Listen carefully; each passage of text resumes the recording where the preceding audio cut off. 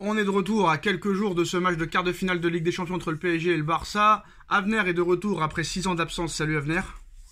Salut Sacha. Et Nono est toujours là. Salut Nono. On est toujours là. Alors Nono, Mbappé qui lance un avertissement au FC Barcelone avant ce quart de finale de Ligue des Champions, où il nous dit: nous sommes prêts pour n'importe quel match, surtout pour la Ligue des Champions. C'est celle qui motive les joueurs, les supporters, c'est la Ligue des Champions. On arrive au meilleur moment de la saison pour moi. On est prêt, j'espère que le meilleur est encore à venir pour nous. Nous, en tout cas, on sera au maximum de notre forme. Je suis sûr qu'on va tout donner. Après, le résultat, c'est dans les mains de Dieu. C'est le moment pour les grands joueurs. Je suis prêt et comme d'habitude, je ne vais pas me cacher. Est-ce qu'il va y avoir un très très grand Mbappé pendant ce quart de finale contre le Barça, Nono? Kylian, j'espère que tu as raison. C'est vraiment vraiment le gros test. Et là, il faut que tu en mettes deux, Kylian. Il faut que tu en mettes deux.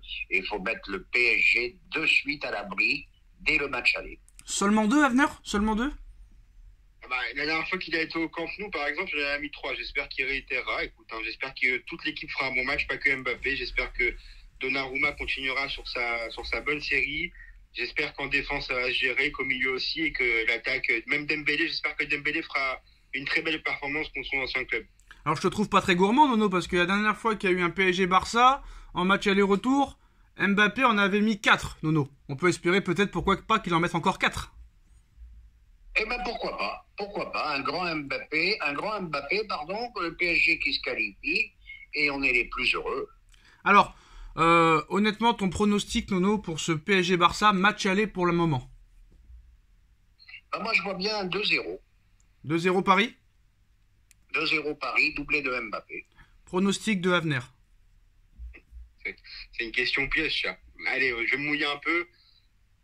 Tout le monde est confiant pour côté parisien pour ce match. Moi, j'ai un peu peur, mais je vais quand même rentrer dans la confiance. Je vais dire, allez, 3-1 pour le PSG.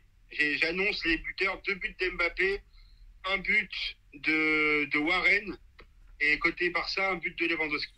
Nono, est-ce que le PSG et ses supporters et les médias ne sont pas trop confiants avant la réception du Barça, en expliquant peut-être que comme c'est plus le Barça d'il y a 5 ou 6 ans, ce serait une formalité? Est-ce que le PSG n'est pas trop confiant avant ce quart de finale de Ligue des Champions? Ça reste quand même le Barça, hein.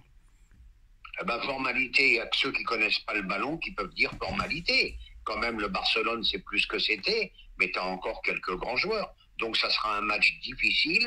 Il faudra mettre tous les ingrédients. Il faudra pas simplement Mbappé, il faudra l'équipe entière qu'elle soit bonne.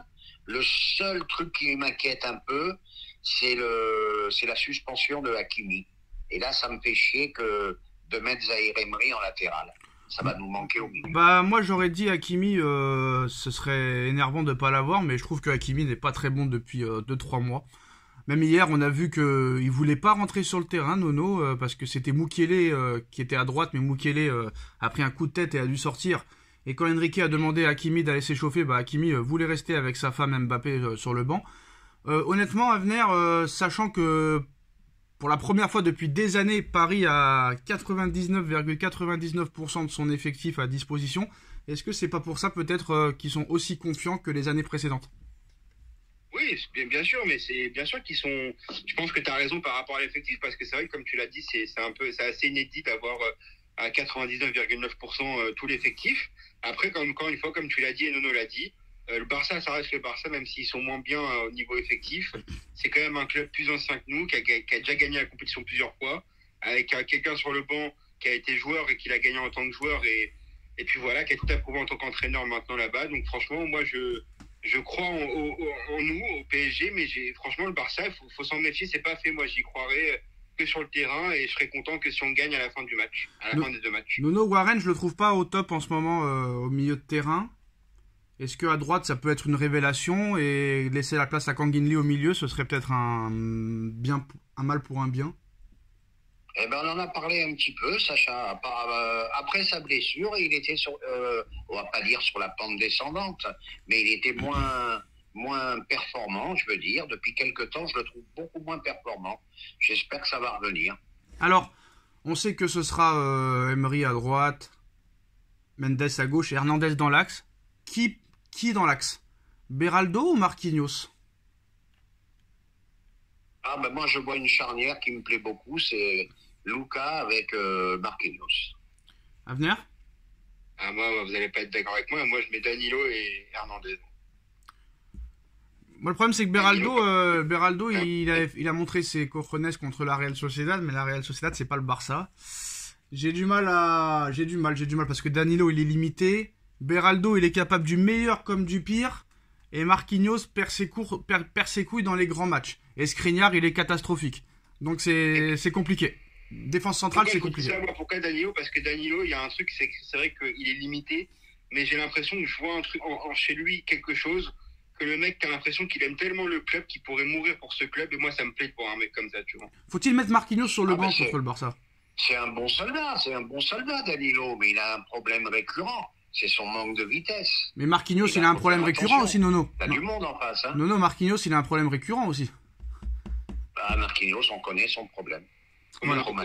Mais Donnarumma s'en est remis. Il peut peut-être s'en remettre aussi. C'est possible. Alors, on met un peu ce match de côté. On a parlé dans une vidéo précédente que Mbappé pourrait ne plus être là l'année prochaine. Qui pour remplacer Mbappé l'année prochaine, Nono? Qui trouver comme joueur qui met 40 buts par saison, sachant que Barcola et Dembélé ne marquent jamais? Est-ce qu'on fait confiance à Gonzalo Ramos qui va exploser l'année prochaine et que ses protagonistes, ses copains Dembélé, Barcola lui donneront des caviars? Ou est-ce qu'il faut vraiment acheter un joueur qui met 40 buts par saison, parce qu'il ne faut pas compter sur Barcola et Dembélé pour marquer des buts? Et s'il faut trouver ce joueur-là, qui? Mais tout le monde dit, Nono, qu'il faut garder Ramos et ne pas recruter attaquant. Qu'est-ce que t'en penses? Eh ben, je suis pas contre ça. Ramos commence à montrer malheureusement un peu tard des choses. Je pense que c'est un véritable booteur. Bon, oublions au niveau des statistiques. Je pense pas que ça soit un joueur qui va t'en mettre 40 par saison. Mais moi, je pense qu'il faut. Bah pourquoi pas? Pourquoi pas? Pourquoi il pourrait pas mettre 40 buts par saison? Cavani l'a fait, hein. Bah, ça me paraît beaucoup quand même, hein. Bah il a que 22 ans, hein. Oui, pourquoi pas, mais ça me paraît énorme. Bah non, s'il est titulaire tous les matchs, pourquoi il mettrait pas 40 buts par saison à venir? Parce que 40 buts, c'est énorme, Sacha. Et 40 buts, non, mais j'ai dit 40 buts, 40 buts TTC, hein. Eh ben écoute, non, faut laisser sa chance à Ramos. Mais au niveau des statistiques, et là je rejoins Abner, ça sera dur de trouver l'équivalent d'Mbappé. Oui, mais Ramos, il joue pas titulaire tous les matchs. Oui, c'est comme Cavani. Même s'il joue titulaire tous les matchs. Non, mais Cavani, il jouait sur le côté gauche, il mettait pas 40 buts par saison. Quand Zlatan est parti et qu'il a été remis dans l'axe et qu'il a joué toute l'année, il a mis 45 buts, toutes compétitions confondues, l'année 2016-2017. N'est-ce pas, Avner? Et on oublie la particularité de Cavani, c'était de louper une occasion sur deux. En plus de ça. En plus de ça, donc je suis pas d'accord avec toi, Nono. Eh ben, c'est pas grave. Edinson, tu te rappelles d'Edinson? Je suis pas d'accord avec vous non plus, hein. Edinson, il mettait pas beaucoup de buts quand il jouait sur le côté gauche qu'avait Zlatan. Et quand il a été remis dans l'axe, là, il a planté. Et après, malheureusement, on lui a mis Neymar et Mbappé sur les côtés. Moi, je suis pas d'accord avec vous non plus, parce que peut-être je vais vous choquer, j'ai rien contre Ramos. Et vraiment, j'espère, j'ai tout mon intérêt aussi, c'est comme le vôtre, hein, c'est que Ramos éclore vraiment au Paris Saint-Germain.